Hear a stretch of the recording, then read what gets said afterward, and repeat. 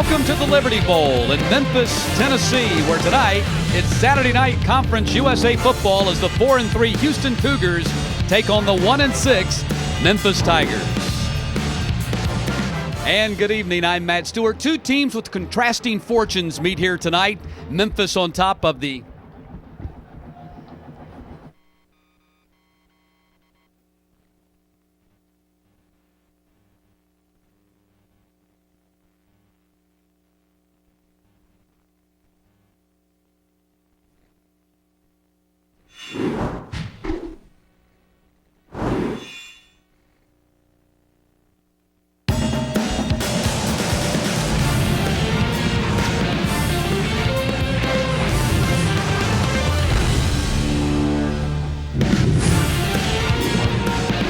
Welcome to the Liberty Bowl in Memphis, Tennessee. Tonight, Saturday night, Conference USA football as the 4-3 Houston Cougars take on the 1-6 Memphis Tigers.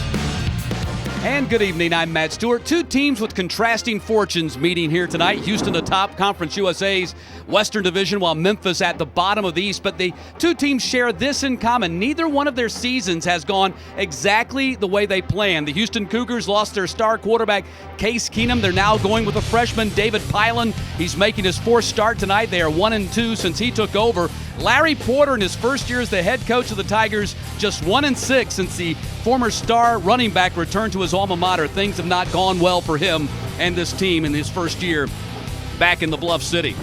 Time now to bring in my partner, Derek Rackley. And Derek, let's start with this Houston ball club. Since they lost Case Keenum, in the words of head coach Kevin Sumlin, they've had to reinvent themselves. They're now more heavily reliant on their running game in Bryce Bell and Michael Hayes. And Matt, these two guys form arguably the best running back tandem in Conference USA. Bryce Bell getting back to the ways of his freshman year when he was the conference freshman player of the year. He's got 12 touchdowns this year, and Michael Hayes has just been an outstanding complement to Bryce Bell. 7 touchdowns on the ground and another one through the air.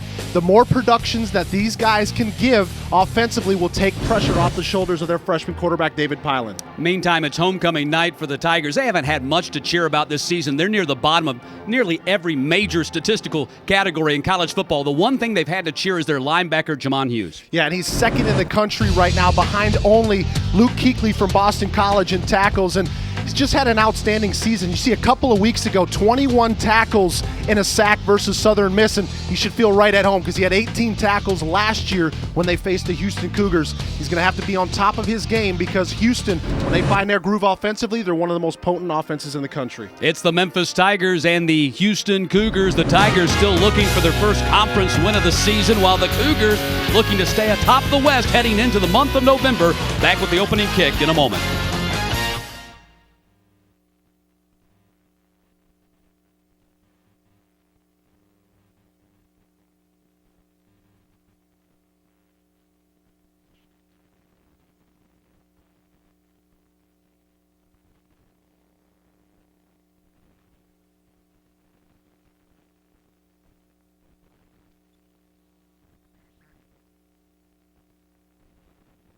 In the words of head coach Kevin Sumlin, they've had to reinvent themselves. They're now more heavily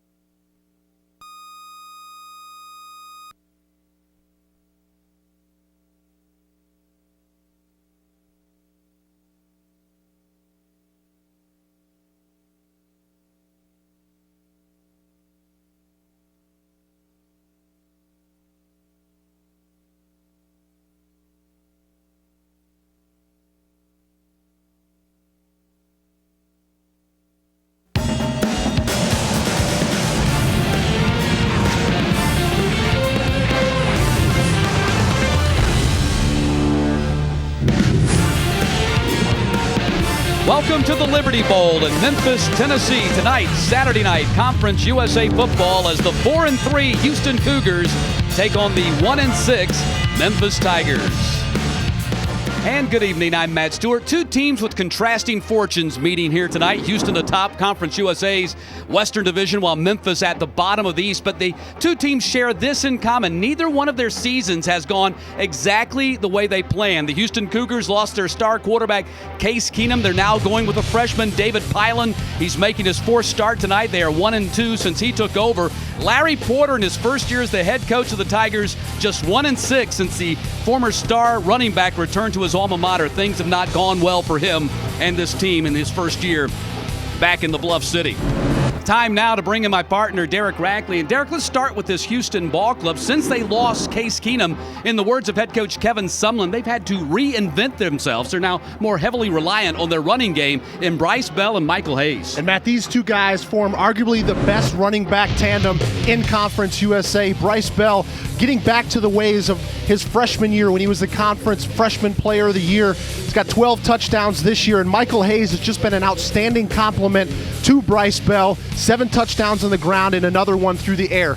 The more productions that these guys can give offensively will take pressure off the shoulders of their freshman quarterback, David Pylan. Meantime, it's homecoming night for the Tigers. They haven't had much to cheer about this season. They're near the bottom of nearly every major statistical category in college football. The one thing they've had to cheer is their linebacker, Jamon Hughes. Yeah, and he's second in the country right now, behind only Luke Kuechly from Boston College in tackles, and he's just had an outstanding season. You see, a couple of weeks ago, 21 tackles in a sack versus Southern Miss, and he should feel right at home because he had 18 tackles last year when they faced the Houston Cougars. He's going to have to be on top of his game because Houston, when they find their groove offensively, they're one of the most potent offenses in the country. It's the Memphis Tigers and the Houston Cougars. The Tigers still looking for their first conference win of the season, while the Cougars looking to stay atop the West heading into the month of November. Back with the opening kick in a moment.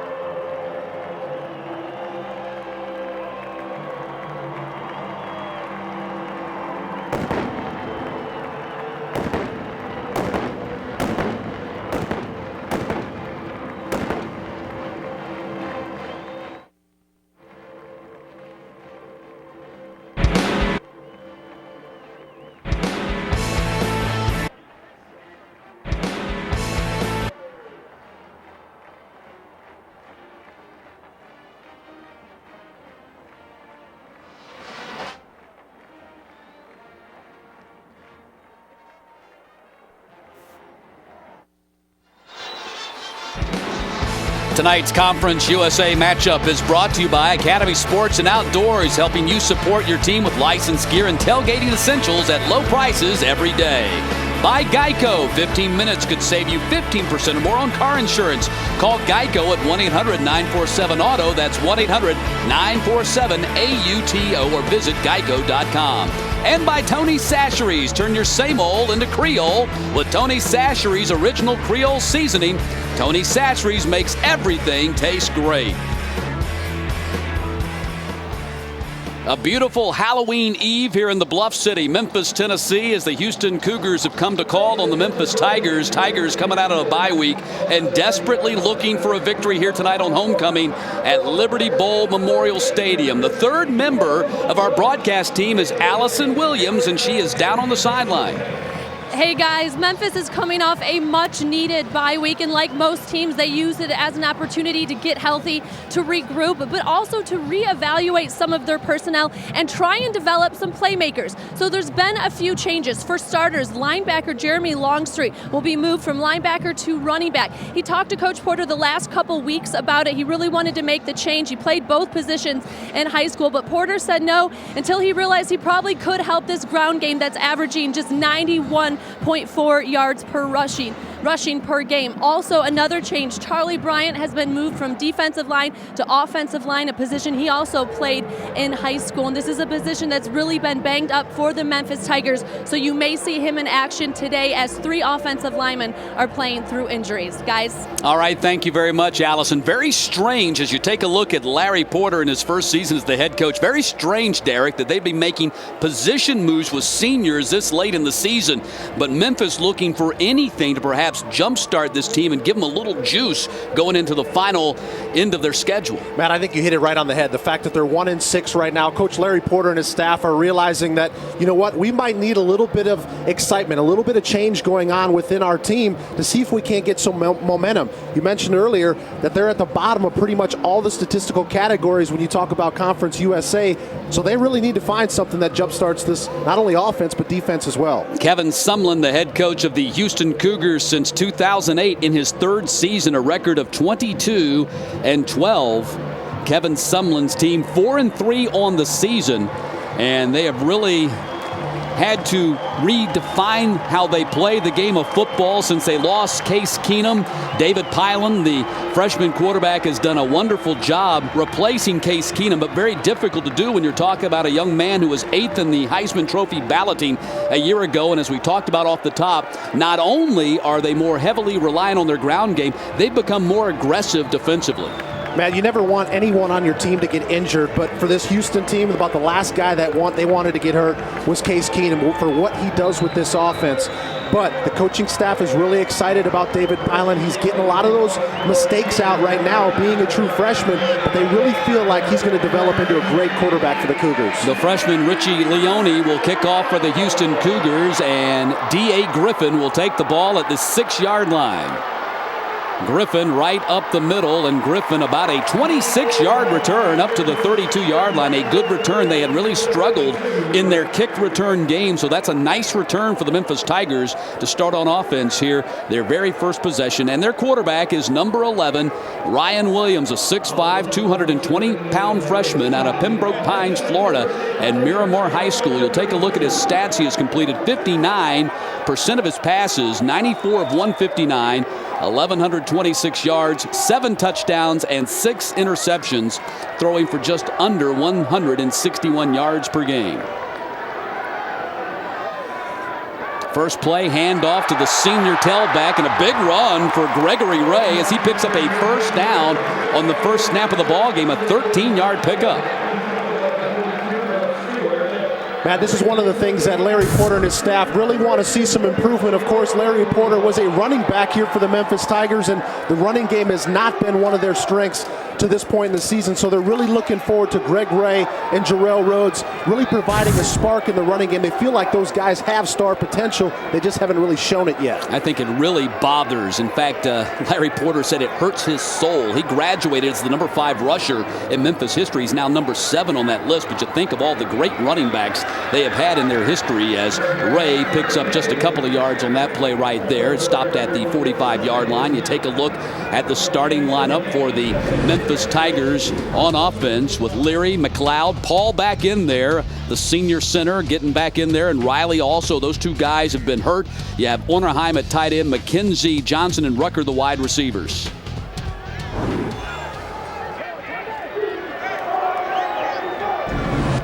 Second down and 10. Fake a handoff to Ray. They dump it off to the tight end Ornerheim, and Ornerheim gets across the 50-yard line down to the 47. Picked up 9 on the play. Matt Nicholson making the tackle for the Cougars, but Memphis coming out here on their first possession and moving the ball well.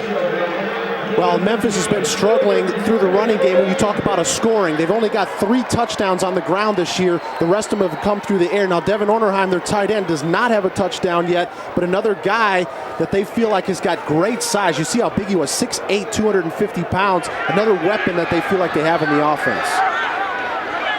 Third down and short coming up. 1 yard to go. Rhodes gets the carry, and Rhodes picks up the first down as he crashes down to the 42-yard line. Tyrone Campbell making the stop for the Houston Cougars as we take a look at the Cougars on defense. Hunter, Campbell, and Bebahani on the front line. Brown, McGraw, Nicholson, and Stewart are the linebackers. Mays, Candy, Sines, and Robinson in the secondary. 1st and 10 for the Memphis Tigers from the 42-yard line. Gregory Ray, the 5th-year senior, back in there at tailback.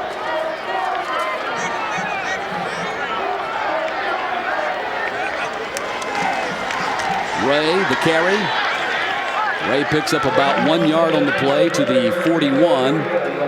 Candy making the stop from his safety position. Jackie Candy getting his 2nd consecutive start at strong safety in place of Rashawn Haynes. Candy with 23 tackles on the season, a 5th-year senior out of Fort Lauderdale by way of Coffeyville Community College. 2nd down and 8 coming up from the 40-yard line for Larry Porter's team.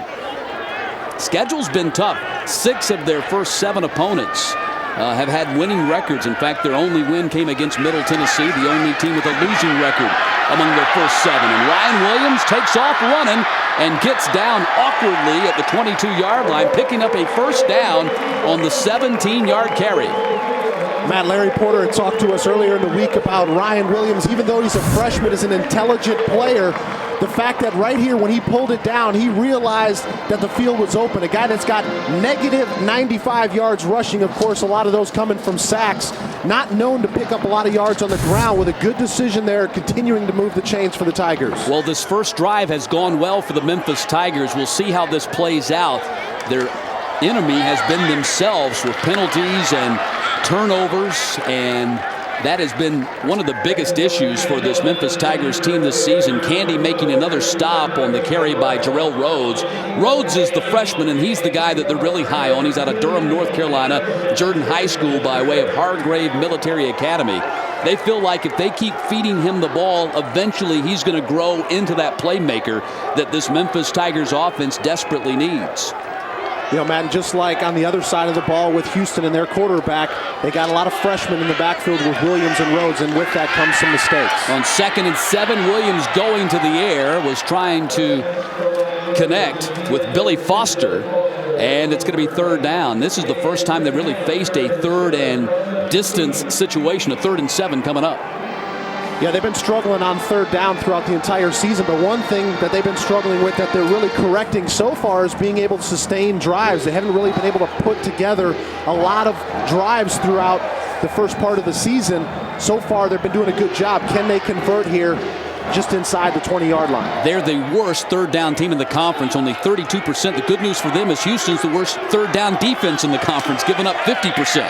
Williams in the pocket. Now the pocket collapses and he goes down. Kelvin King with the quarterback sack for the Houston Cougars, his 4th sack of the season. Exactly what that Houston defense needed was some pressure on the young quarterback right now. You see Kelvin King came right from the right-hand side of your screen, matched up against Ronald Leary, and just beats him with strength and effort towards the end of the play to get Williams on the ground and force the field goal opportunity here by the Tigers. Paulo Henriques will try a 39-yard field goal from the right hash mark. Henriques is 7 of 11 on the season. He has not missed from this distance, and he's good again. And the Houston Cougars on the board, or rather the Memphis Tigers on the board first on the 39-yard field goal by Paulo Henriques with 9:57 to play in the quarter. Memphis takes an early 3-0 lead here on CSS.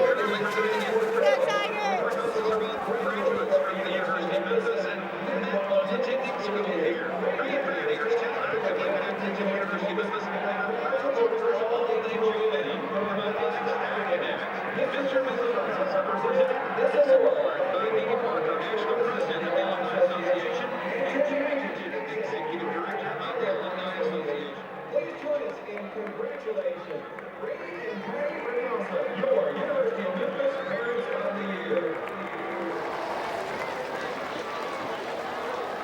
5 minutes and 3 seconds into this ball game, the Memphis Tigers take the early 3-0 lead on the Houston Cougars. You can follow tonight's ball game on Twitter.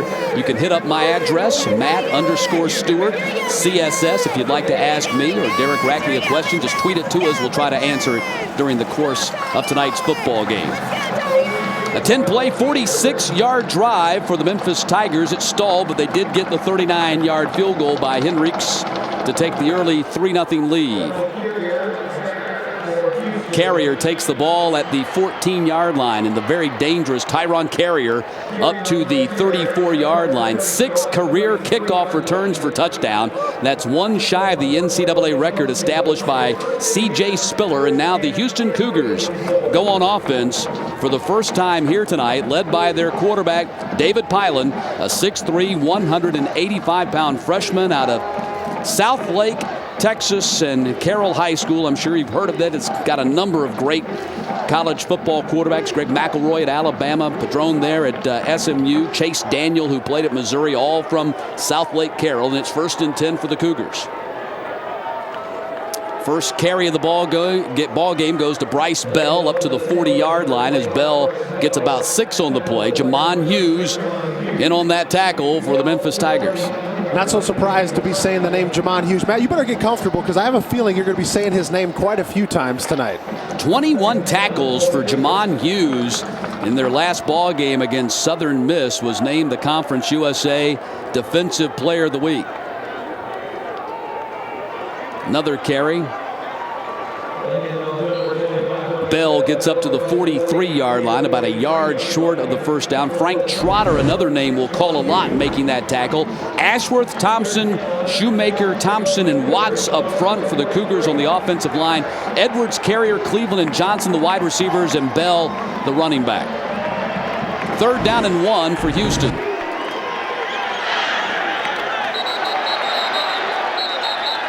And penalty flags are out. Steve Barth. Number 74 on the offense. 5-yard penalty. We're done. Steve Barth, your referee. Roy Watts, the senior right tackle, jumped, and now it's going to be 3rd and 6.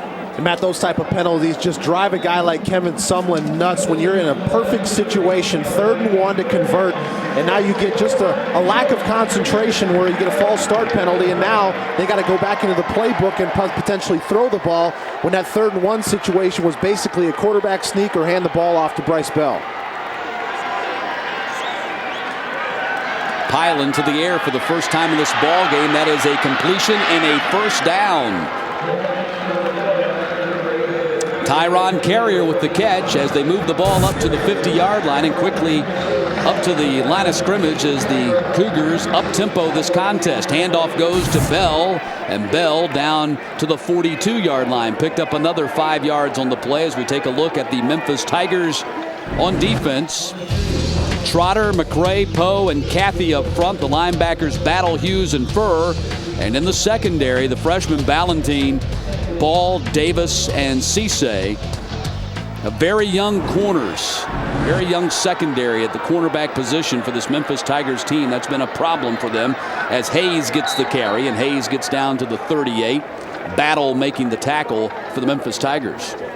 But you can see early on that Houston's having some success in the running game. That offensive line, which is a very veteran offensive line. We mentioned Roy Watts being a senior, Jordan Shoemaker also a senior, dominating the line of scrimmage early on. And we talked about it's very important that they get these 2 running backs going early. 1st and 10 from the 36-yard line.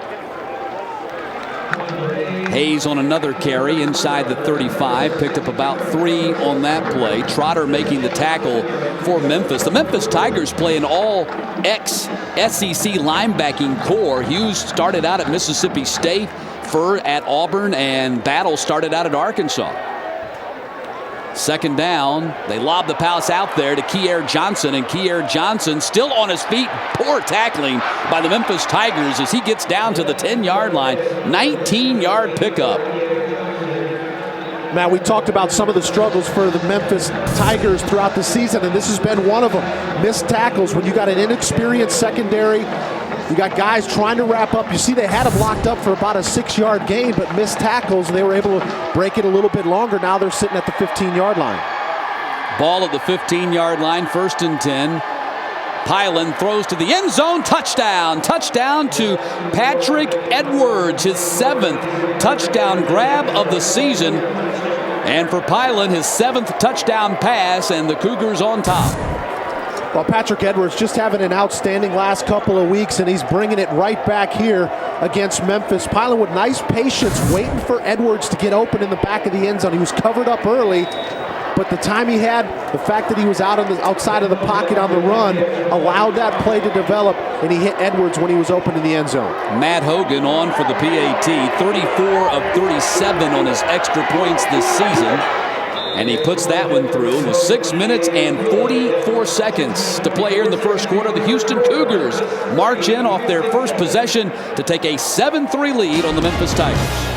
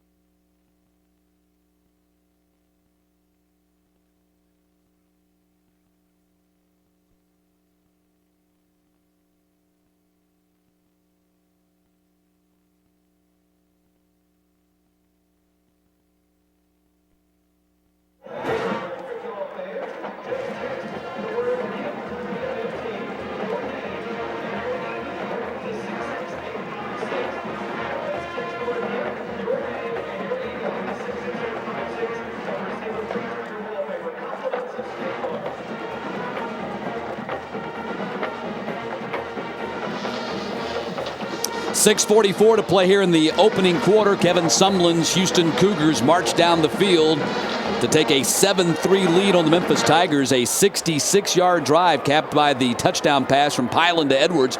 And let's take a look at our Tony Sachery's ingredients for success for the Houston Cougars. Well, Matt, they need to create turnovers on defense. So far, this Houston defense created 14 turnovers this year that have turned into 58 points. With a young quarterback, you always want to try to help him out as much as possible. And no drops in the passing game. It's one of the things that Sumlin told us earlier in the week is this year they probably had a few more drop passes than what he's used to in this offense. We saw early on that first drive, the guys are holding on to the football.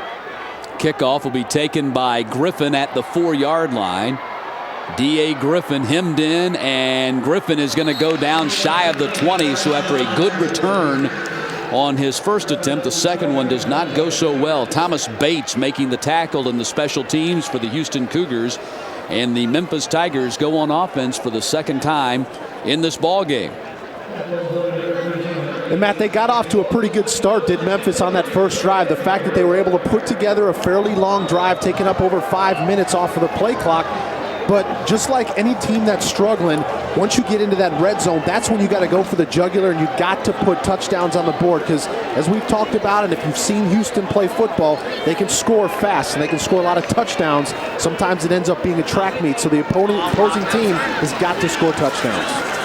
Handoff goes to Gregory Ray, and Ray picks up about 5 yards on the play as Sammy Brown, who's been a man possessed on that Houston defense, made the tackle for the Cougars. Let's take a look at the Tony Chachere's ingredients for success for the Memphis Tigers. Well, you talk about starting fast, and what I mean, first and third quarters, Memphis has been outscored 156 to 32, so you can see why they get themselves behind the 8 ball so fast and get in the zone. They got to get in the red zone. This team is first in the nation in red zone percentage at 100%. Only problem is they've only been in there 9 times throughout the entire season. Very misleading statistics. 2nd down and 4. Nothing due on the running play to Gregory Ray as he picks up maybe only 1 yard on that play. Matt, we talked about the red zone. In contrast, Oklahoma State is number 2 in the country in red zone. They've been down there 33 times. So you can see the difference. You're right. It can be misleading, but the fact that they've been making the best out of their opportunities is great. But we're through 7 games, and they've only been down there 9 times. We're talking just over 1 attempt in the red zone per game. I think they're now officially 10 of 10 because they got into the red zone in their first possession. Did get a field goal out of it, though. Did not get the 6, and that's why they're down by 4 right now. 2nd possession for this Memphis Tigers team trying to shake a 4-game losing streak. Terrell Rhodes picks up a 1st down at the 32. Candy making the stop for the Cougars, but Terrell Rhodes picks up the 1st down. Rhodes averaging 51 yards per game, 10th best in the conference, number 1 on this Memphis ball club. But you think about all the great running backs they've had here at Memphis. Curtis Steele finished as the number 3 rusher in Memphis history, graduated off last year's team. In fact, ran for 160 yards against the Cougars last year. And of course, there was always D'Angelo Williams. No one will get near that record. Over 6,000 rushing yards. In fact, he had a 252-yard rushing game against the Houston Cougars during his career here for the Memphis Tigers. Well, you can see that he's continued his success along with the Carolina Panthers, and you're right, it's going to be hard to touch on that number, especially a guy that had so much success early on in his career. But you know, I think Larry Porter, if he can get just guy Terrell Rhodes to get somewhat close to what D'Angelo Williams would do, it'll be a pretty effective career for him. 2nd down and 4, a running back out of the Memphis area, Whitehaven High School, Marcus Hightower, that a lot of fans here in Memphis thought would eventually become a good running back for this Memphis team, has left the team in the last couple of weeks. Obviously, he was frustrated over lack of playing time, and Larry Porter announced within the past week that Hightower would not be back. Another 1st down, however, on that carry right there by Rhodes. Well, so far in this 2nd drive, combined with their 1st one, Memphis has been pretty productive in the running game. It hasn't really been a strength for them. They're kind of towards the bottom of the conference when it comes to rushing yards per game, but they're finding something that works. And if you're Eric Price, their offensive coordinator, you continue to dial up the running game until Houston's able to slow it down. They've already rushed for 60 yards in tonight's ball game. Williams going to the air, and the ball is out, and it is covered by the Memphis Tigers. Fortunately for Memphis, Joel McLeod, the left guard, got on top of that thing, but that is an example of what we were talking about earlier in the ball game. Turnovers, and of course a near turnover right there by Ryan Williams have really hurt this team this year. Well, the coaching staff feels like Ryan Williams is a very poised quarterback for only being a freshman, but he still has those freshman mistakes, and that's one right there. Anytime the pressure starts to come by the defense, you've got to secure that football, whether you're trying to get yourself out of the pocket or if you just decide to take a sack, you've got to secure the football. Now it is 3rd down and 20. Williams given time to throw and completes it to Curtis Johnson up to the 50-yard line. Going to be about 3 yards short of the 1st down. Nick Sines making the tackle for the Houston Cougars. But let's see what they do right here. Let's check in with Allison Williams. Well, guys, it is University of Houston policy not to give injury updates during the game, but you will see that Bryce Bell is on the sideline. They have iced his right knee. I saw him walking around. He wasn't able to put much pressure on it, so we'll have to check with Coach Porter Coach Sumlin at the half and see what the official report is there, guys. Well, that certainly would be a huge loss for a Houston Cougars team that's already down one of the biggest playmakers in the country in Case Keenum, who's done for the season and maybe for his career with a torn ACL. Saw him walking around amongst the players during their warm-ups. On a 3rd down, they pick up the 1st down. Gregory Ray getting to the 45-yard line. And the running game continues to get this Memphis crowd in the sideline excited the fact that they're able to continue to move drives. Remember, we were just back to 2nd down and 20 a couple of plays ago, but a nice completion, was able to pick up 18 yards, and they went back to that running game, and since they've moved the chains one more time. Ball at the 46-yard line. I'm not sure what down that was. The stick said one thing and the scoreboard said another. I thought it was a 4th down, but the stick said it was a 3rd down, so they pick up the 1st down. And so it doesn't really matter. Gregory Ray down to the 41-yard line, 5-yard pickup right there. Philip Stewart making the tackle for the Houston Cougars.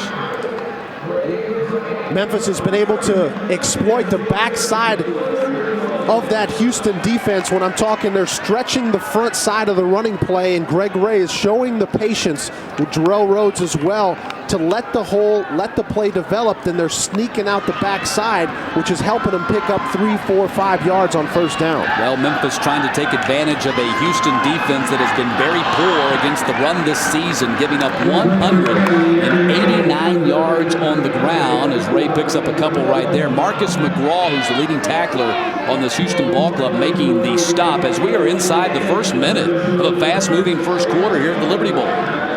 Well, Matt, we talked about Brian Stewart, as you're seeing right there. We talked to him a couple of weeks ago before the Rice game, and that was definitely his focus for this defense, was getting their attack against the run shored up, and you can see they're struggling again early on in this ball game against Memphis, who is not known to be one of the better running teams in the conference. It is 3rd down and 4 from the 40-yard line.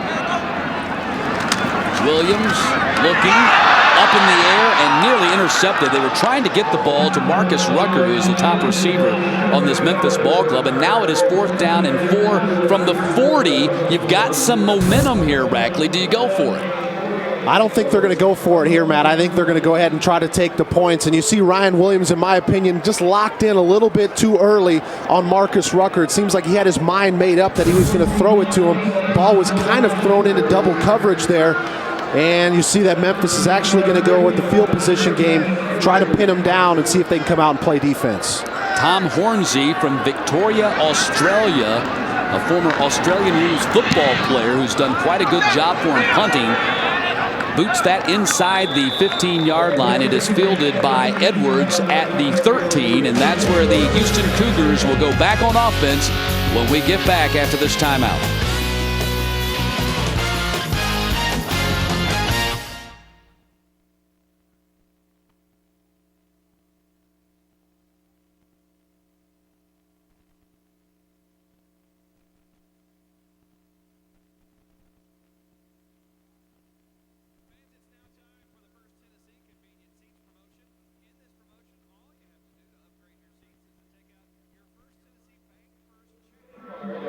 Live to the First Tennessee Fan in your game program and hold it up, just like our Spirit Squads are doing.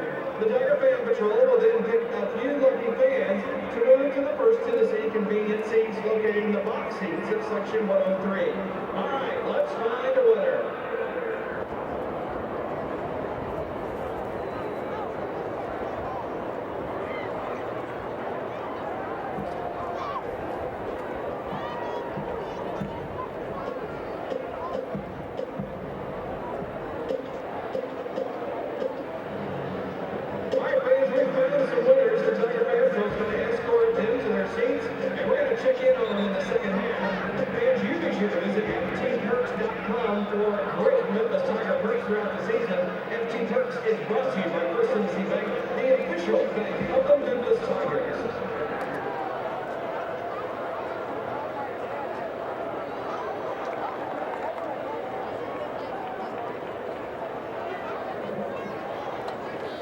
Yep. 11 seconds to play in the quarter. Case Keenum, wearing the headset, has made the trip to Memphis along with the rest of the Houston Cougars. Let's go down on the sideline to Allison Williams. Yeah, guys, offensive coordinator Jason Phillips said Case has done a tremendous job on helping this team. He's really involved with both of the quarterbacks. He said actually when these guys came in June and July, he was the first one to point out how talented they are, and he wanted to help them even then. And now his involvement has been limited because of the surgery, but he was able to travel this weekend. The coaches will tell you he's an inspiration to this entire team, especially the quarterbacks. Pylan steps up and fires, was trying to get the ball to Justin Johnson, incomplete, and now it's going to be 2nd down and 10 with just 6 seconds to play in the quarter. Bell was not in there, as Allison told you. They They're icing down his knee. Chris Wilson and Michael Hayes in the backfield on that previous play.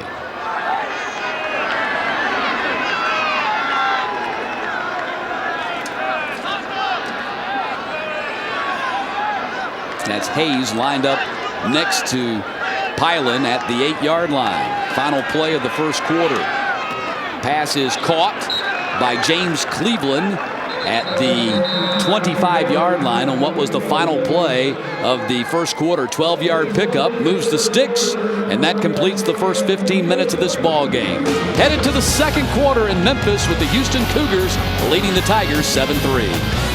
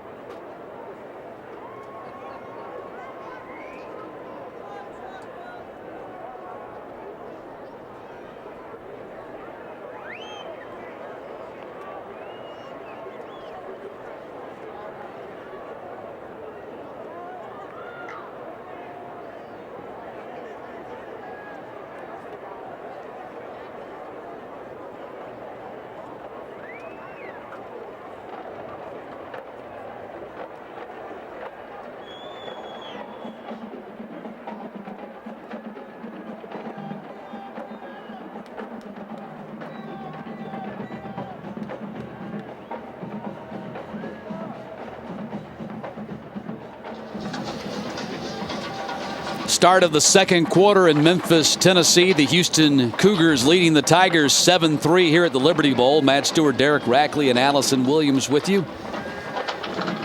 Houston back on offense as you take a look at the first quarter stats, and the 59 yards rushing by the Memphis Tigers in that first quarter got to be a little bit of a concern for this Houston defense. Yeah, without a doubt, Matt, they've actually played pretty well, but once again, once they get into scoring territory, they just haven't been able to keep the drive going and get those points on the board, which has got them trailing right now 7-3. First and 10 from the 26-yard line. Michael Hayes with the carry up to the 35, picked up 9 on the play. Marcus Ball making the stop for the Memphis Tigers.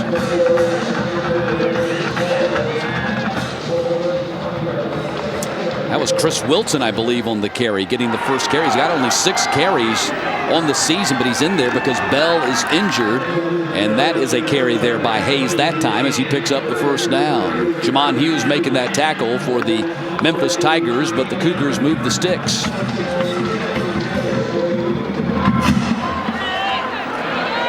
Hayes again. Hayes scoots to the outside. First down carry for Michael Hayes, the young man out of East Bernard, Texas, and Blinn Junior College. He was on his way to USF when an opportunity opened up at Houston. They told him at USF they didn't have a spot for him anymore. He was heartbroken, and then a spot opened up for him with the Houston Cougars. Well, you can see why Coach Sumlin and his staff have brought him in. Of course, they had Bryce Bell, but they had to find a complement, and especially when you get situations like this when Bryce Bell gets hurt, you've got to have that guy that's got experience, number one, and number two, the fact that the coaches feel comfortable with him coming into the ballgame. Wilson getting another carry again. If you've just tuned in, Bryce Bell over on the sideline, icing down his knee with an undisclosed injury. Pilon back to pass. Now being flushed out of the pocket, and a quarterback sack for Frank Trotter. Frank Trotter gets his first quarterback sack of the season. Well, Pilot, if he would have taken a good look to the right-hand side of the defense, he had James Cleveland that was wide open on a comeback, but Frank Trotter, after having 10 tackles for loss with 0 sacks, finally gets his first quarterback sack. 3rd down and 5, and the ball is dumped off to Kier Johnson, and Kier Johnson picks up a first down at the 37. Deron Furr making the tackle for Memphis. We'll have to see if that's officially a sack, because he had moved up. He might have gone and crossed that line of scrimmage, so it might not go as a sack. Hayes on the carry. Picks up about 3 on the play, down to the 34-yard line. And Matt, you can see that Houston is really trying to ramp up that tempo that they have on offense. Of course, this play right now, it's slowing down a little bit, but Coach Sumlin finally feels like David Pilon is getting comfortable enough to where they can step up the tempo that they like to play with. And I bet you Houston's going to get charged for 12 men on the field. 5-yard penalty. 2nd down. And that's exactly what the call was by our referee, Steve Barth. Illegal substitution and a 5-yard mark-off. So 2nd down and 12 coming up. Well, we talked about that tempo, Matt, and if you watch down on the sidelines, you'll see that they usually never huddle up, but you got guys shuttling in and out, and it's very seldom do you see Houston get a penalty like that. They've got their substitutions down so well, but had a couple too many skill guys come in. I'm sure they'd like to have 6 or 7 skill players on the field. I know defenses oftentimes think that they do when they go up against this high-powered Houston offense, which is number 1 in Conference USA, averaging over 39 points per game, and number 9 in the nation. Timeout has been called by the Houston Cougars, and we'll take one too. 2 minutes and 31 seconds into the 2nd quarter. The Cougars on top and driving again.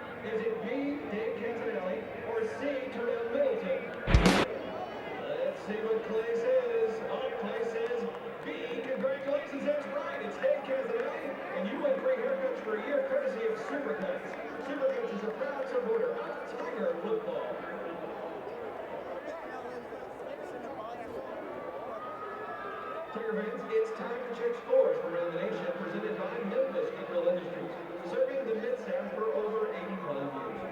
Your donations to Goodwill funds like the I like it. opportunities for persons with barriers to employment. Houston's 7-3 lead on Memphis with 12.5 minutes to play here in the first half. Catch more live college football next Saturday here on CSS, starting with SoCon action at 12:30 as Western Carolina plays at Furman. Marshall at UAB at 4, and then Louisiana Monroe versus Florida International Sunbelt action to wrap up the evening. Pass is complete to E.J. Smith, and a first down for the Cougars inside the 30-yard line. Winston Bowens making the tackle for the Memphis Tigers. Now, we saw that timeout a couple plays ago by Kevin Sumlin. I think he just wanted to let his guys take a breath and get themselves back under. Looked like they were a little bit out of sorts, trying to get their tempo up. We saw the substitution penalty. Just wanted to calm his guys down and get back to Houston style of football. Another handoff for this Houston Cougars ball club, and close to a first down carry at the 27-yard line. They had spotted the ball at the 29. I had thought they'd picked up that first down on the pass reception by E.J. Smith, but they're close on that carry right there. And they did pick up the first down, so a 1st and 10 for the Cougars at the 27-yard line.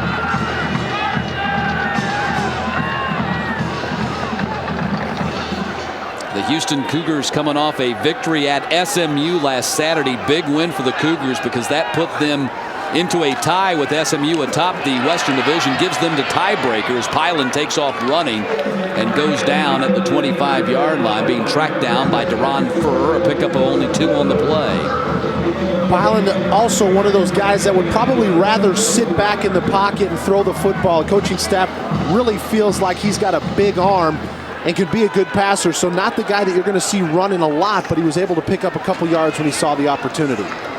Hayes on the carry, gets down inside the 25, down to the 22. Hughes making the tackle for Memphis, and that was Wilson again on the carry. And in their 2 victories since Case Keenum went down, they have run the ball more than at any time since Kevin Sumlin took over as head coach. And it looks like that's kind of the recipe again here tonight. Pass is thrown, and it is complete inside the 20-yard line, and looks like they might pick up a first down to pinch upon the spot. That was Tyron Carrier with the reception for the Cougars, and it is another first down. This is the spot that the Houston offense loves to be in, getting inside of the 20-yard line, and that's when this offense and Jason Phillips really deep dives into that playbook and starts picking apart defenses. Hayes on the carry, cuts back inside the 10, makes a track for the end zone, and down to the 2 before being stopped by Marcus Ball. Once again, we're seeing this running game from Houston be explosive early on in the ball game. And right here, Hayes just continues to run hard with a passion, getting his team inside the 5-yard line. 1st and goal to go for the Cougars from the 2-yard line.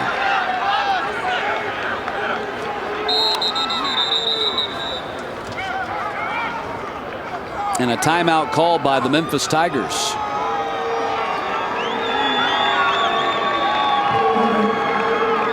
So Memphis uses their first timeout of this first half as the Houston Cougars are poised to cash in for their 2nd touchdown. You can follow tonight's ball game on Twitter. Check out our address, Matt_Stewart CSS. If you'd like to tweet us a question, Derek and I will do our best to try to answer it during the course of the ball game. Now you saw Larry Porter and Jay Hobson, their defensive coordinator, decide to call a timeout, realizing they're at the critical point in the ball game and not particularly comfortable with the defense that they had out on the field. And it pretty much everybody lined up within about 1 yard deep in the end zone, so they were definitely committing to the line of scrimmage. Of course, leaving the back of that end zone wide open, but so far they've had a lot of success as Houston in the running game. Houston has now run 23 plays in this ball game for 161 yards. They're just under 8 yards per play. This Memphis team has been pushed around on defense. Number 11 in rushing yards allowed, number 9 in passing yards, dead last total yards, giving up over 447 yards per game. 1st and goal to go. Pylan going for the fade, and the pass is broken up. Nice play by the safety, D.A. Griffin. Actually, the corner, D.A. Griffin, broke it up, and it's going to be 2nd down. And a flag is down on the field. That might be bad news for D.A. Griffin and the Memphis Tigers. Holding, number 5, on the defense. After distance to the goal line, automatic, first down. So Griffin will come out of the ball game. Apparently he got a piece of the wide receiver while he also broke up the pass. Well, Griffin felt like he had good coverage right there. Came up talking a little bit of trash to the wide receiver, but a lot of times when you're that close, there's got to be some kind of contact.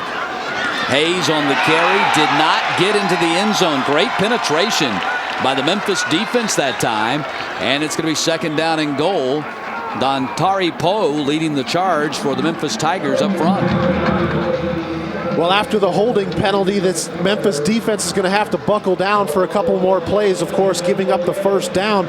Good start, but you just get yourself behind such an 8-ball when you get a penalty inside the 5-yard line and give a team 3 or 4 downs to get in the end zone. Second down and goal. Pylon to the air again, throws to the near side and incomplete. Trying to connect with Tyron Carrier as he ran out of the side of the end zone. Now it's third down and goal. Memphis continuing to bring pressure by the linebackers too, deep down in their own territory, which is going to leave those defensive backs singled up on some very speedy and athletic receivers for Houston. David Pylon's just got to pick out the right guy, but he's going to have single coverage somewhere across the board. Pylon, one of 12 true freshmen to suit up and play for the Cougars this season. Hayes gets into the end zone. Hayes with his 8th rushing touchdown of the season and his 9th touchdown overall gives the Cougars a 13-3 lead. Once again, Memphis ends up blitzing, but they come from the back side, the left side of your screen, and Hayes actually ends up running opposite of the pressure. It's kind of one of those gamble things. The defensive staff is going to gamble that I'm going to get to the guy in time. Houston had the right play called, the run going opposite the pressure. Matt Hogan on for the PAT, a redshirt sophomore out of Keller, Texas High School. And that kick is good. 9:09 to play in the first half. The Houston Cougars now leading by 11 following an 18-play, 87-yard drive.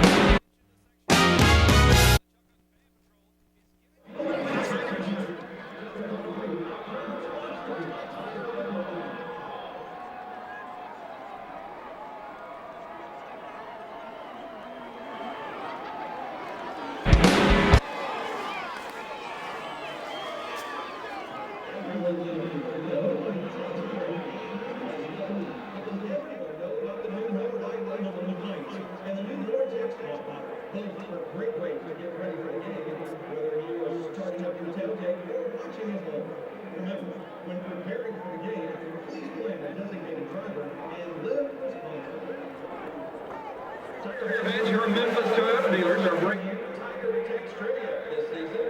Today's question, which former head coach had the most wins in Tiger football history? If you think the answer is Zach Curlin, text the word Prius to 66856. If you believe the answer is Billy J. Murphy, text the word Camry to 66856. If you know the answer is Rip Shearer, text the word Tundra to 66856. Standard text and messaging rates do apply. Stay tuned, we'll announce the correct answer at the end of halftime. And don't forget to see your Memphis Toyota dealers for over 30 Toyota offers or dealers near you. 5 minutes and 51 seconds into the second quarter. The Houston Cougars now leading the Memphis Tigers by a score of 14-3. Tune into Sports Night for extensive football coverage throughout the course of the season. Sports Night weeknights at 6 and 11 Eastern on CSS. A whopping 18-play, 87-yard drive, and taking a page from the Memphis playbook, a big time of possession drive, 6 minutes. A lot of that on the ground, 10 carries, 49 yards already for Michael Hayes. And again, Bryce Bell is out of the ballgame for now. Yeah, excellent drive there for Houston, though, being able to sustain a long drive without turning the ball over, without hurting themselves with penalties, and able to, just like we said, control the clock a little bit. That was kind of what Memphis was able to do in the first quarter. Houston giving them a little dose of their own medicine, but being able to cap it off with 7 points. Griffin takes the bouncing kickoff at the 17-yard line and gets submarined just shy of the 25, or right around the 25, by James Cleveland on that special teams coverage. Actually, that was by Shane Ross. They have duplicate 19s. And Ross on the special teams coverage made that tackle.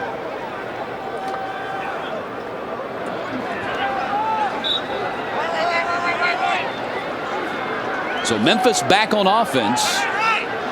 1st and 10 from their 26-yard line.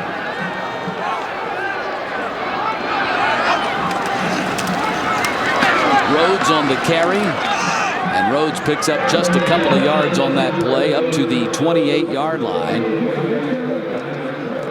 Ryan Williams 2 of 4, 27 yards in the air. Gregory 32 yards. Rhodes had 22 yards prior to that. Both teams seem like they want to run the football tonight.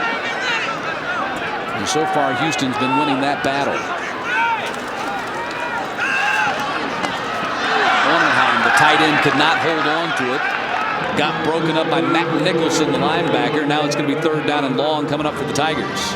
Yeah, Matt, one of the things that I'm noticing early on, when Memphis gets into the passing game, they just don't really have anybody that's running away from the defense. Nobody's really creating any separation, and when Ryan Williams is trying to survey the scene, he's not really seeing anybody open. So I think that's part of the struggle for Memphis, is once they do get into the passing game, these wide receivers have got to create separation and show Ryan Williams that they're open so he can deliver the pass. Marcus Rucker, coming off a career game 2 games ago against Southern Miss, had 155 yards receiving. They're looking his way and trying to go to Rucker right now, and Rucker had it broken up. Jamal Robinson, the cornerback, running stride for stride with him, broke it up, and now it's going to be 4th down.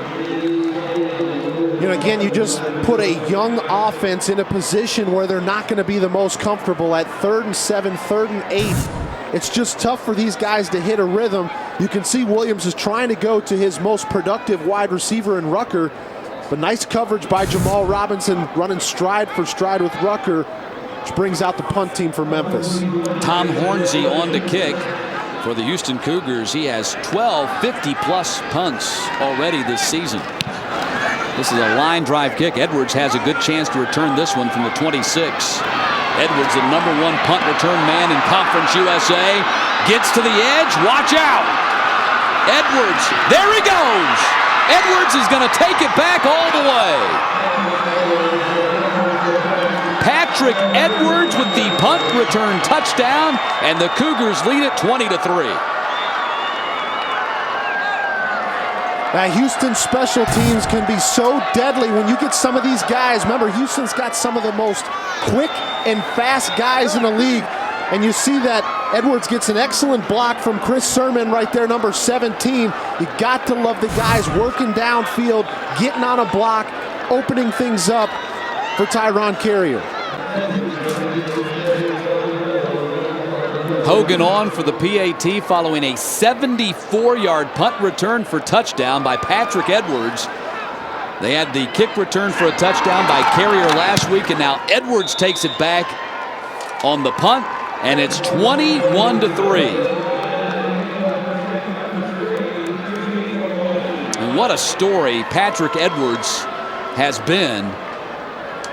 Edwards, who nearly had his career ended with a devastating injury at Marshall a couple of years ago in 2008 when he was a freshman, ran into a tractor that they had parked near the end zone that they brought out at halftime to pull the band equipment, had a compound fracture in his leg. Kevin Sumlin thought the young man would never play again. Just takes it back 74 yards for a punt return touchdown. He's the top receiver on this ball club as well, and he started his career as a walk-on. Well, and when Kevin Sumlin got here, he basically gave him a scholarship during training camp, as he said, you know what, guys, he was the best receiver that we had on the football field when I got here. His work ethic every single day when he was at practice just showed him, you know what, this guy deserves to have his school paid for at the University of Houston.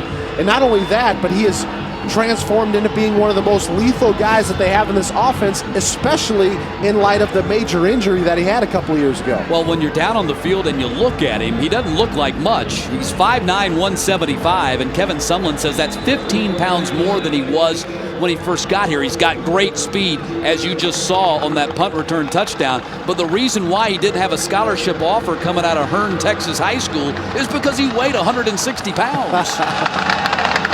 Leone with the kickoff, and Griffin will take from the 3. And D.A. Griffin stopped in his tracks at the 25-yard line, and that's where the Memphis Tigers go back on offense, now down 18 points. Well, we talked about earlier in the broadcast, Matt, the fact that Memphis has such a hard time digging themselves out of a hole. Talked about them being outscored 156-32 in the first and third quarters of the ball game so far this year, and you can see we're just now getting into the meat of the second quarter, and they find themselves down 18 points. So 1st and 10 for the Tigers. We'll see if this alters their game plan, but they, of course, are limited by inexperience and, quite frankly, by a lack of playmakers right now, as Gregory doesn't get very far. Going to be hard to run the ball down 18 points. Hunter making the tackle for the Houston Cougars. That's David Hunter, number 95. Junior out of Waller, Texas High School, leading the defensive line with 22 tackles when the night started, also 4 tackles for loss. One of the things this Houston defense needs to continue to do, something they did on that last play, is they got to get pressure by that defensive front. That's what ends up stopping the running game. Ray again on the carry. Marcus McGraw in on the stop for the Houston Cougars that time. McGraw, the 7th leading tackler in Conference USA, came in with a team-leading 65 stops on the season. He's got a chance at the pace in which he is tackling to end up as the all-time leading tackler in Houston Cougars history. That would give him over 500 tackles for his career. Came into the game with 324 on this season. Has definitely been a mainstay on that defense along with Matt Nicholson. And they run that 3-4 defense. A lot of times you're only going to see 2 guys with their hands on the ground, so those linebackers have got to be really productive. 3rd down, ball batted down at the line of scrimmage. Amin Bebahani got his hands on it. And this is a Houston Cougars defense that is playing without their nose guard, Matangi Tonga, who they were really counting on, and they're hopeful to get him back in the next couple of weeks. Let's check in with Allison Williams. Well, guys, that's another big stop on 3rd down for the Cougars defense, and that's been a big point of emphasis. Defensive coordinator Brian Stewart said that he even brought the sticks out to practice. So when they were playing 7-on-7 and team, he would put the sticks up. If they didn't get the stop on 3rd down, it was 3 up downs, because that means they're going to be playing at least 3 more plays. He said after a couple weeks of that, the guys are paying a lot more attention to the sticks. Matt. Thank you, Allison. Hornsey was trying to kick the ball away from the kick returner that time because he was fearful of another return, and he kicks it out of bounds, shanking it off the side of his foot. And the ball is going to be spotted at the 35-yard line. Going back to what Allison was talking about, the fact that they only had him doing 3 up downs. I think if you really want your team to get better on 3rd down, I'd have more like 20 up downs for every 3rd down conversion that they give up. I think guys would start to buckle down a little bit more. So Houston back on offense and leading 21-3. Handoff goes to Hayes. Hayes trying to clear the edge and does. Picks up a 1st down, and look at him lower the boom on the freshman quarterback, Lonnie Ballantyne. Welcome to Major College Football, son. Well, you can see some of the struggles for Memphis defense. When you get a guy like Michael Hayes that can run east and west for that long without getting any pressure, that's when you've got a problem, and you see Hayes put his shoulder down and deliver the boom. 1st and 10. Hayes again dancing around, and nothing doing for him on that carry right there. Tackle made by Torrance Thomas, the linebacker. I was talking about Hayes running side to side. When you're a defense and you get a running back running east and west, that's exactly what you want. But you've got to get penetration and stop him, and you can't give up that corner like we saw Hayes get a couple plays ago. You want him to run side to side, but that's when you got to go in and make the tackle. 2nd down and 12. Pylon going for it all, looking for Edwards. It's caught! Touchdown, Houston! Patrick Edwards with his 3rd touchdown of the first half, and it's 27-3, an acrobatic catch in double coverage. Well, I'm hoping that David Pylon went over there to his buddy and said thanks a lot, because this ball should have been intercepted. You see Marcus Ball right there, had it sized up, but an outstanding individual effort by Patrick Edwards to make the adjustment. That's the definition right there of a 50-50 ball. If Edwards does not go up there and snatch that ball out of the air, Marcus Ball likely picks that football. Excellent play there by the junior receiver out of Hearne, Texas. Hogan on for the PAT. And Houston now leads Memphis 28-3 following a 54-yard touchdown grab by Patrick Edwards, who's had quite an eventful second quarter.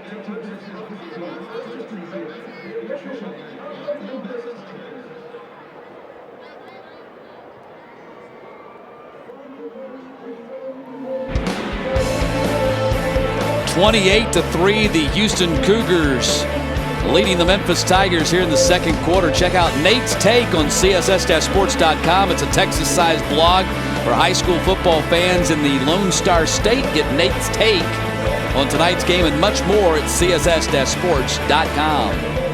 Well, things have changed in a hurry here with the Houston Cougars scoring 3 touchdowns in just about 3.5 minutes of the game clock. And Patrick Edwards, what a quarter he's had. A night here, the touchdown catch earlier in the ball game, and then the punt return, and then he follows it up with another touchdown catch. Well, he comes up and just makes an outstanding individual play right there to go up, make the adjustment, and grab the football out of the air. And has he ever had himself an outstanding game?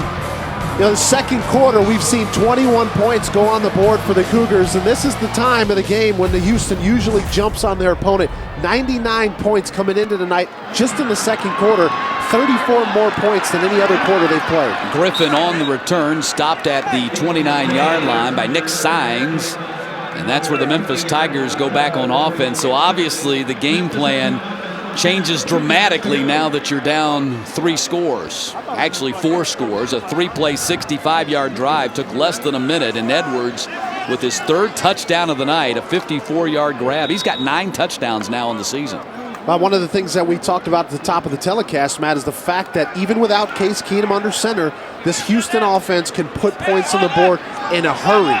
That's why any opponent, Memphis tonight, you've got to somehow be able to put touchdowns on the board. If not, Houston will make it out of reach in a hurry. Cannon Smith now in there at quarterback for the Memphis Tigers. Handoff goes to Jarrell Rhodes. Rhodes picks up maybe 1 yard on the play. Nicholson making the stop for the Houston Cougars. 2nd down and 9 coming up for Memphis as they make a change in quarterback. Not the quarterback that the Houston Cougars thought that they would see. They were expecting to see a pretty good dose of Tyler Bass here tonight, who's more of a wildcat-type quarterback, and Houston's had some trouble with that if you saw the game against Rice, but they have not yet utilized that. They bring in Cannon Smith, who's the fastest of their 3 quarterbacks. Dropping back to pass, lobs it up there, and it is caught at the 50-yard line by Marcus Rucker, shoved out of bounds by Sines, and a 1st down. Probably the most open any receiver has been for Memphis tonight, and this comes a little bit with inexperienced quarterback not getting in a groove, but think if he can put this ball out in front and lead Marcus Rucker, he's probably still running into the end zone. Get some good pressure here by Houston. He's able to get rid of the football, but Sammy Brown makes him feel it after the fact. Sammy Brown, the current Conference USA Defensive Player of the Week. He's had 9 tackles for loss in his last 2 ball games. Sammy Brown making the stop there on the run by Cannon Smith, but a pickup of 5 for the Memphis Tigers. And Matt, this isn't a whole lot of a surprise seeing Cannon Smith in the ballgame. Talking with the coaches, they gave us the indication that we would see a couple of different quarterbacks, but you got to think that the coaching staff is saying, you know what, this is the time. We've quickly got ourselves down 25 points. Let's see if we can get someone else in the ball game that can give us a little bit of excitement, a little bit of momentum to get our offense going. Nothing doing on the carry by Ray that time. Got stopped in the backfield by Marcus McGraw, or rather Matt Nicholson making the stop. But, you know, in defense of Ryan Williams, he had not lit it up. But in his defense, the quick 3 touchdowns that were scored were not against him. Exactly. I mean, you can only control what you can control. And on offense, that's him just trying to keep the offense moving down the field. Now, he did get a couple of good drives together, but again, they just weren't able to turn them into touchdowns. And when you play a team like Houston that's got so many dangerous skill players, and now a quarterback in David Pilon that's getting really comfortable, it's easy for them to put a lot of points on the board in a hurry.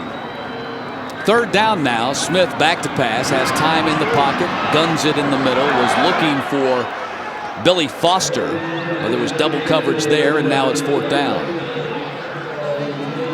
You know, we saw that good connection between Smith and Rucker, and it just kind of goes back to the same story that it's been for Memphis throughout the season, is that they just can't continue to put drive after drive and conversion after conversion together to keep the football moving. They have a couple of good plays, then they get offset by a penalty or a few incompletions, and they're just not able to create any momentum offensively. We'll see how Tom Hornsey is able to kick the ball this time. 2 kicks ago, he kicked it to Edwards, and Edwards took it back 74 yards for a score. Last time he tried to kick away from him and kicked it off the side of his foot. This time a fair catch is called for and made by Edwards at about the 18-yard line. And that's where the Houston Cougars go back on offense with 3 minutes to play here in the first half. And if you're the Memphis defense, you don't want to see this guy right here coming back onto the field. Patrick Edwards is just lighting up the Tigers defense right now in pretty much every fashion, in the passing game, on special teams as well. And I think if you're the secondary for Memphis, you got to find out where 83 is every time and make sure you've got at least 2, if not 4 eyes on every route that he's running. 1st and 10. Handoff up to the 25-yard line. The carry by Hayes that time, tackled by Jermaine Hughes. Hayes picks up about 5 or 6 on that play. So 2nd down and 4.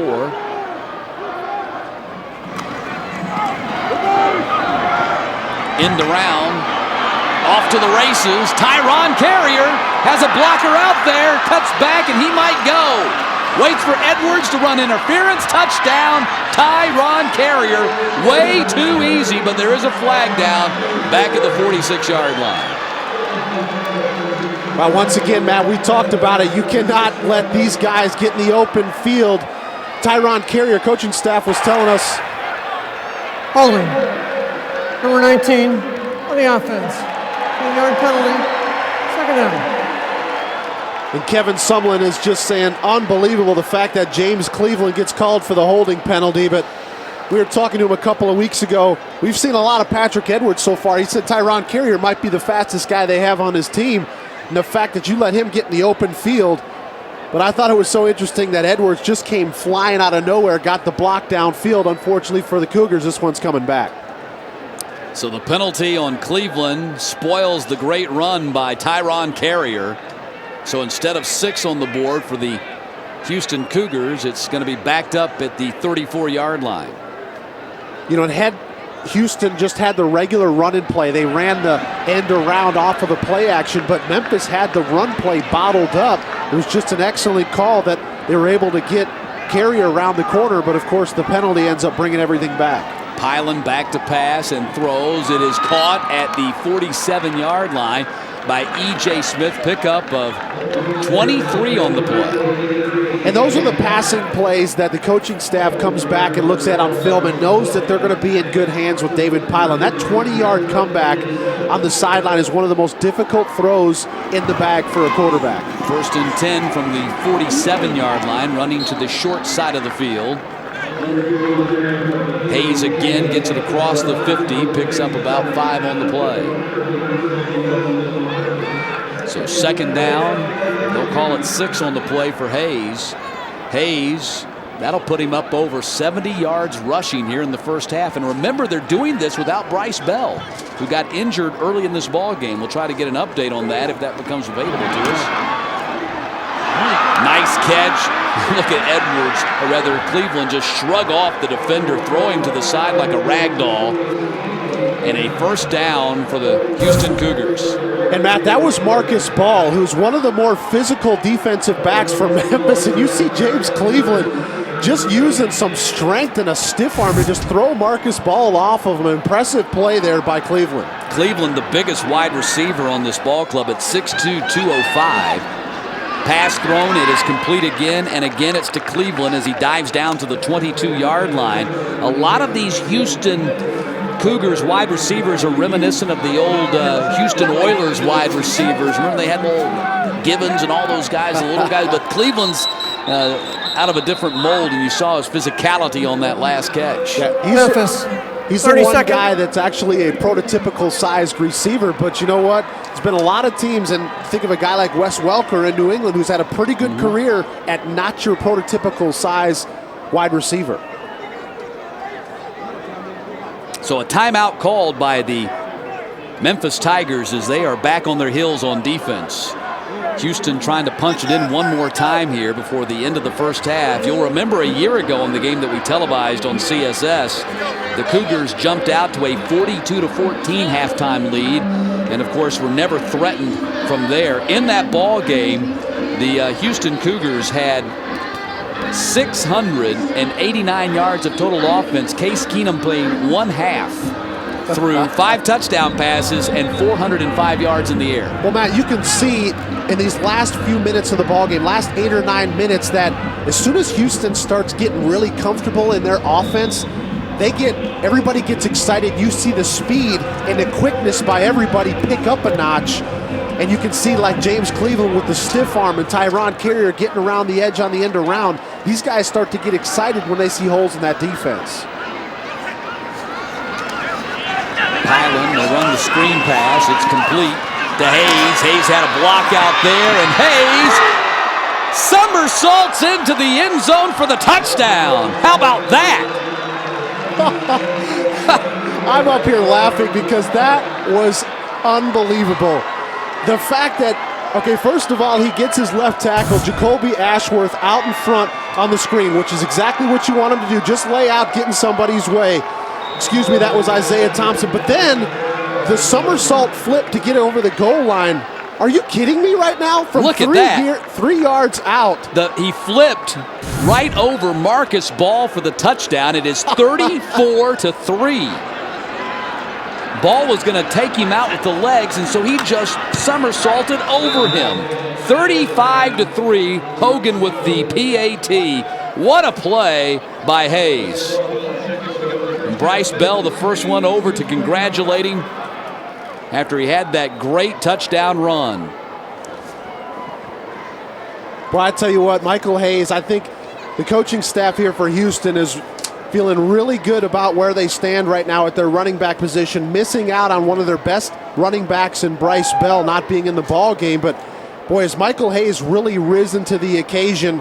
The fact that he's basically now their single back. They have thrown Chris Wilson in there a little bit, but the fact that he's come in there and just take advantage throughout the running game. And boy, you talk about an athletic play that was. A lot of times, you know, the officials have been really cracking down on the guys trying to jump and dive across the goal line, but that was a necessity. That he needed to do that to get into the end zone. Yeah, Ball was trying to take him out at the legs, make the tackle right there, and Hayes and Bryce Bell sharing a laugh about it over there on the sideline. Coming up at halftime, mic'd up with Mike Peterson. We'll throw it back to our network studios in Atlanta for that one, plus we'll have other scores from around Conference USA, the Nation, Big 12, and Southeastern Conference and first half stats. That's all coming up at the half.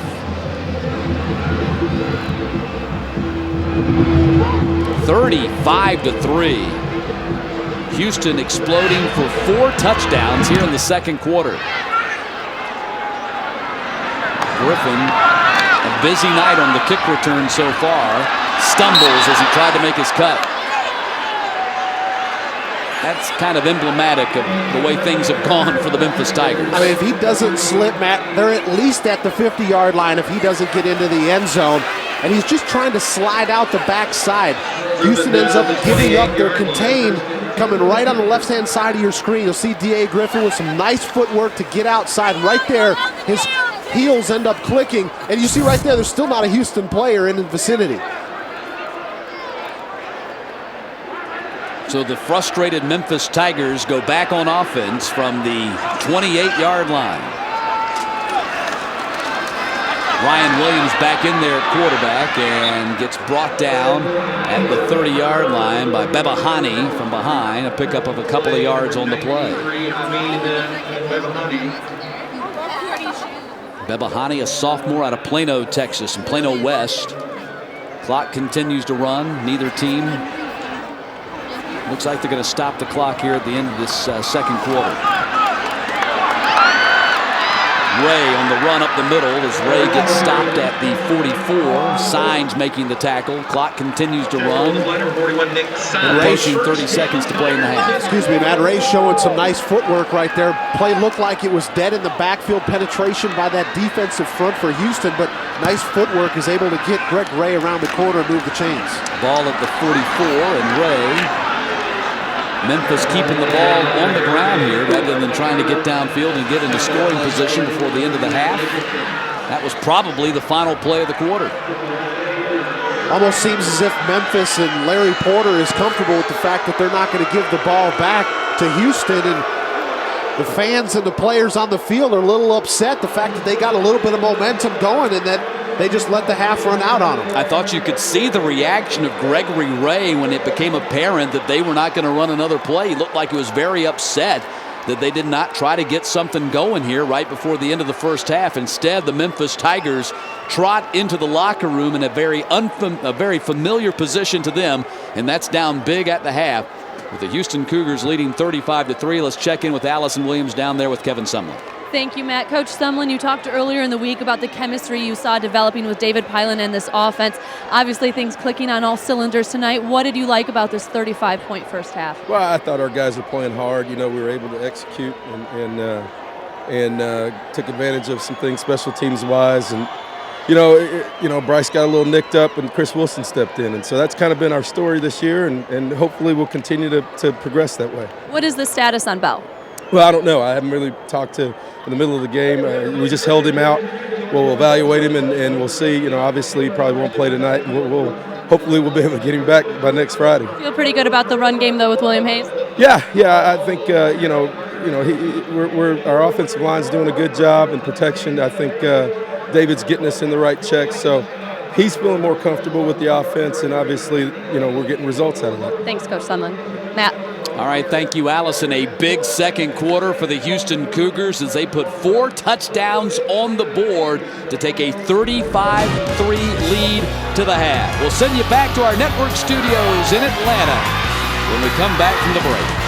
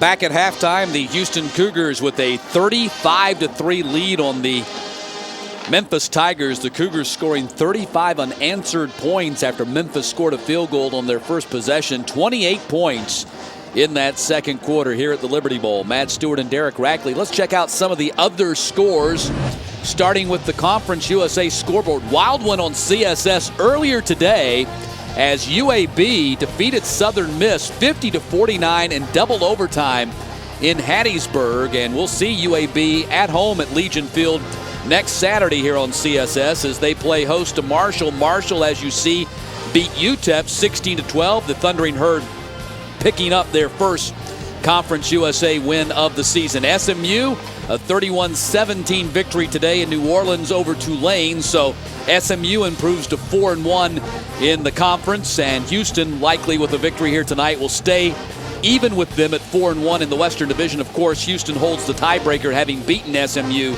last week. Big non-conference score is Tulsa wins at Notre Dame 28-27. I tell you, Brian Kelly having a struggle in that first season up in South Bend, being able to try to get them, the Notre Dame Fighting Irish, back on the right track. Has just really been struggling after a loss to Navy and now Tulsa. And UCF takes over the lead in the Eastern Division in a battle of unbeaten teams as they knock off East Carolina 49-35 in Orlando. So UCF now atop the East, the only remaining unbeaten team in the conference at 4-0. East Carolina drops to 4-1. Top 25 scoreboard. This is the BCS rankings. Auburn clobbering Ole Miss right down the road in Oxford right now. Goodness gracious. Cam Newton, what he's been able to do for Auburn, not only in his first year as a quarterback, but how many nationally televised games, how quickly has he been put under the spotlight, is just continuing to deliver week after week. Number 19, Arkansas with a touchdown lead on Vanderbilt. Number 17, Oklahoma State defeated Kansas State 24-14. Number 2, make that number 21, Mississippi State, I should say, leading Kentucky 17-7. Texas with a field goal lead on Baylor. Miami beaten today at Virginia. Big win for Mike London and the Cavaliers. I just wanted to go back up real quick. Correct me if I'm wrong, but isn't Baylor number 1 in the Big 12 South right now, and they're only trailing Texas by a field goal? Talk about a change of seasons. Elsewhere on that top 25 scoreboard, South Carolina a winner today. They remain atop the Eastern Division 38-24. Also in that SEC East today, a barn burner in Jacksonville as Florida beat Georgia 34-31 in overtime. Also, USC leading Oregon 3-0 in the first quarter. A lot of Lane Kiffin fans around the country tonight as people are hoping on the East Coast that the Trojans knock off the Ducks. Nebraska winner over Missouri, knocking off the number 6 Tigers, and Oklahoma and Colorado still to come tonight.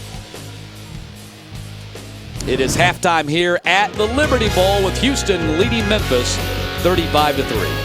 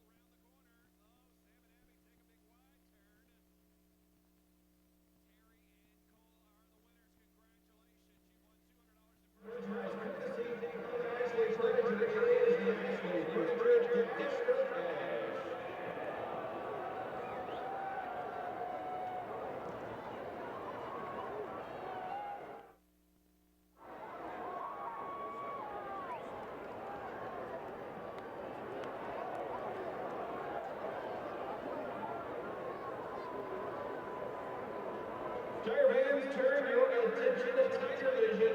It's time for the University of Memphis Alumni Association Kiss Cam.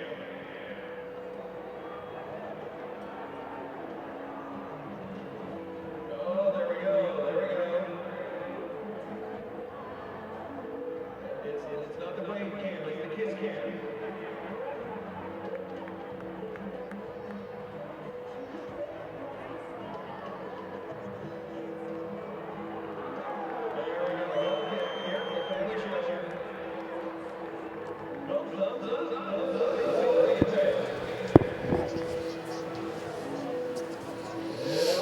Let me quickly get my eyes. Welcome back. It is halftime here at Memphis, where the Houston Cougars lead the Memphis Tigers by a score of 35-3. Matt Stewart joined by Derek Rackley. Things started well for the Memphis Tigers. They scored a field goal off their first possession, but after that it's been all Houston Cougars as we take a look back at the first half highlights, starting with a 15-yard touchdown pass from David Pylan to Patrick Edwards. Edwards had a big half. Well, Matt, this highlight package right here is going to end up being a lot of Patrick Edwards and Michael Hayes, because that's basically been the story of the first half. As you see, Hayes gets into the end zone early on in the ball game, and then this right here was the punt return for a touchdown, 74 yards by Patrick Edwards. And what does he do? Follows it up on the next drive with just an outstanding individual effort, going up and snatching that ball away from Marcus Ball. And then it was the acrobatic play by Michael Hayes with the somersault over the defense, getting into the end zone. Wow. That might end up on a network highlight show tonight. Super play by Hayes as he rushes for 72 yards in that first half. 120 yards rushing for Houston in that first half. 318 total yards. Remember, they had 689 against Memphis last year. They might get that total again this year. Well, and you see 198 passing yards. David Pylan was 12 of 14 for 3 touchdowns in the first half, so they're starting to see him catch his groove as a quarterback for the Cougars. Houston doing this, of course, without Case Keenum, and tonight doing it without Bryce Bell, who went to the sideline early in the ball game with a sore knee. We'll come back for the start of the second half in just a moment from the Liberty Bowl.